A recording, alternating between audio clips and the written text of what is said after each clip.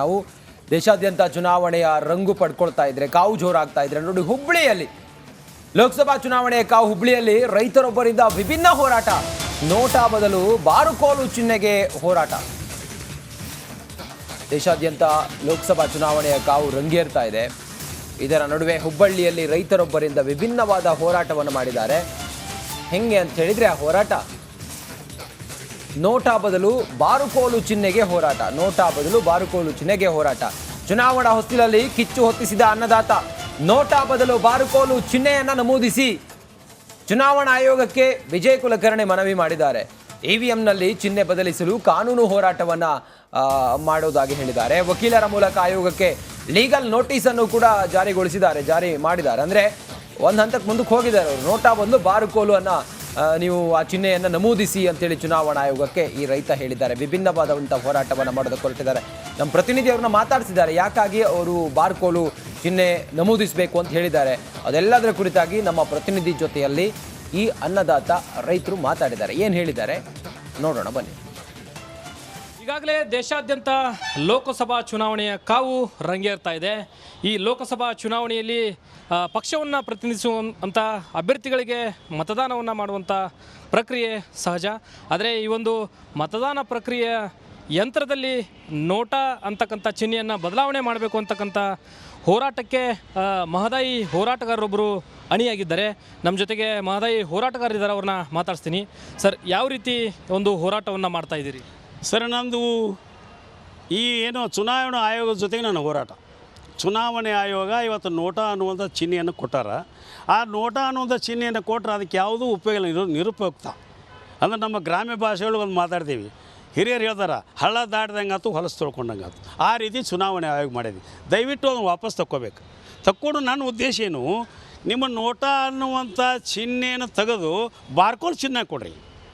ಯಾಕಂದರೆ ಈಗ ಕಾಂಗ್ರೆಸ್ನವರು ಒಂದು ಚಿಹ್ನೆ ಕೊಟ್ಟಿರಿ, ಬಿ ಜೆ ಪಿಯವರು ಕೊಟ್ಟಿರಿ, ಜೆ ಡಿ ಎಸ್ ಅವರು ಎಲ್ಲ ಒಂದು ಕೊಟ್ಟಿರಿ.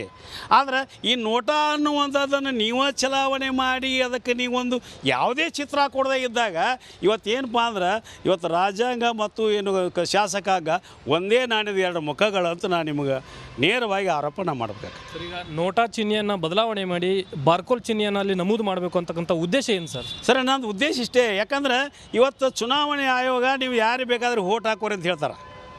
ನೀವು ಯಾರೂ ಬೇಡ ಅಂತ ತಿರಸ್ಕಾರ ಮಾಡಿ ಮನ್ಯಾಗ ಕುಂಡ್ರಬೇಡ್ರಿ, ಓಟ್ ಉಷ್ಟೂರು 100ಕ್ಕೆ 100 ಮಾಡಿರಿ ಅಂತ ಹೇಳ್ತಾರೆ. ಮಾಡಿರಿ ಅಂಥೇಳಿ ನಮ್ಮದೇ ಆಗಿರ್ತಕ್ಕಂಥ ನೋಟಾ ಅನ್ನುವಂಥ ಚಿಹ್ನೆ ಇದೆ ಅನ್ನುವಂಥದ್ದನ್ನು ಅವ್ರು ಹೇಳ್ಬೇಕು. ಯಾರೂ ಪ್ರಚಾರನೂ ಮಾಡಿಲ್ಲ.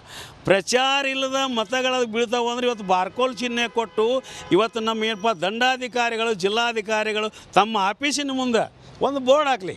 ಏನಂತ, ನೀವು ಯಾವುದೇ ಅಭ್ಯರ್ಥಿಗೆ ನೀವು ಮತಗಳು ಹಾಕೋರಿ, ನಮ್ಮದೇನು ತೊಂದರೆ ಇಲ್ಲ. ನಿಮ್ಮ ಅಭ್ಯರ್ಥಿಗಳು ಬೇಡ ಅಂತ ಬಂತು ಅಂದರೆ ನೀವತ್ತೇನಪ್ಪ ಅಂದ್ರೆ ಇವತ್ತು ನಮ್ಮ ಏನು ಚುನಾವಣೆ ಆಯೋಗದ ಪ್ರಕಾರ ನಾವು ಬಾರ್ಕೋಲ್ ಚಿಹ್ನೆ ಕೊಟ್ಟೇವಿ, ಮನ್ಯಾಗ ಕುಂಡ್ರಾಕ್ ಹೋಗ್ಬೇಡ್ರಿ, ಅದು ಬಂದು ಹಾಕ್ರಿ ಅಂತ ಅವ್ರು ಹೇಳ್ಕೊಬೇಕು.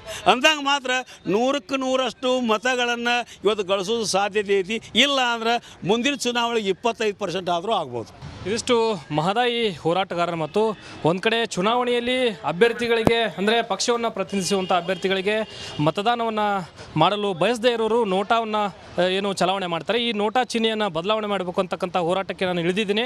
ಚುನಾವಣಾ ಆಯೋಗಕ್ಕೂ ಸಹ ಈ ಕುರಿತಂತೆ ಮನವಿಯನ್ನು ನೀಡಲಾಗಿದೆ. ಹೀಗಾಗಿ ಶೀಘ್ರದಲ್ಲೇ ಈ ನೋಟಾ ಚಿಹ್ನೆಯನ್ನು ಬದಲಾವಣೆ ಮಾಡಿ ಬಾರ್ಕೋಲ್ ಚಿಹ್ನೆಯನ್ನು ಅಲ್ಲಿ ನಮೂದು ಮಾಡಬೇಕು ಅಂತಕ್ಕಂಥ ಮಾತನ್ನು, ಆಗ್ರಹವನ್ನು ಮಹದಾಯಿ ಹೋರಾಟಗಾರರು ಹೇಳ್ತಾ ಇದ್ದಾರೆ.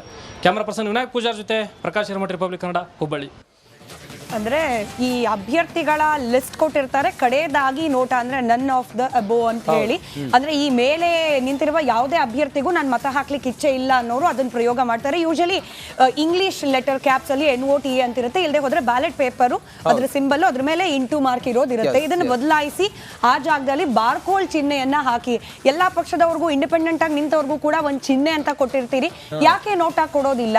ನೋಟಾ ಕೂಡ ಪ್ರಜಾಪ್ರಭುತ್ವ ವ್ಯವಸ್ಥೆಯಲ್ಲಿ ಮತದಾರರಿಗೆ ಕೊಟ್ಟಿರುವ ಆಯ್ಕೆ ಅಂತ ಆದ್ಮೇಲೆ ಅದಕ್ಕೊಂದು ಚಿಹ್ನೆ ಕೊಡಿ, ಅದ್ರ ಪರವಾಗ್ಲೂ ಪ್ರಚಾರ ಮಾಡ್ಲಿಕ್ಕೆ ಅವಕಾಶ ಮಾಡಿಕೊಡಿ ಅನ್ನೋದು ಈ ರೈತರ ಮನವಿ. ಅಂದ್ರೆ ಆ ಮನವಿ ಹಿಂದಿರೋ ಆಕ್ರೋಶ.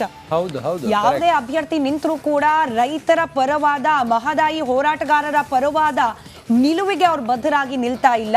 ಹೀಗಾಗಿ ಈ ಬಾರಿಯ ಚುನಾವಣೆಯಲ್ಲಿ ಎಲ್ಲ ಅಭ್ಯರ್ಥಿಗಳನ್ನ ತಿರಸ್ಕಾರ ಮಾಡಲಿಕ್ಕೆ ಇರ್ತಕ್ಕಂಥ ಆಯ್ಕೆ ನೋಟಾ.